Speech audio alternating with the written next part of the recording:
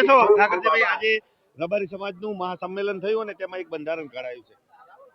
આજે એ બંધારણ રબારી સમાજના આર્થિક સુધારા, અંધશ્રદ્ધા મુક્ત સમાજ અને ખર્ચાઓ ન કરે, ડીજે ને આ હલ્દી રસમો નવા નવા જે ફેશનો પહેરીને સમાજ આર્થિક બરબાદી થતી હતી એ તમામ તાયફાઓમાંથી મુક્તિ કરી અને જે અમારા પૂર્વજો જૂની સિસ્ટમથી રમેળો કરતા હતા, જૂની સિસ્ટમથી લગ્નો કરતા હતા, એ જે જૂના ડોહાઓ જે સિસ્ટમથી સાદગીથી કરતા હતા એ સાદગીથી જીવન અને સમાજનું બંધારણ બને એના માટેનું બંધારણ બનાવ્યું છે.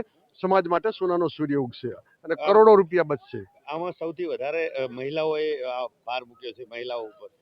મહિલાઓ, તમને કહું કે આ સમગ્ર સૃષ્ટિનું સર્જન કરનાર શિવ છે, પણ મહિલાથી હું તો કહું છું, નારી કો નવ નિંદીએ, નારીથી નર નીપજે ઈ ધ્રુવને પેળા.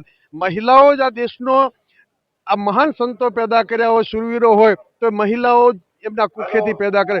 મહિલાઓ જ્યારે સશક્ત છે, મહિલાઓ સંસ્કાર તો જ આ સંસ્કારી સમાજનું નિર્માણ કરશે.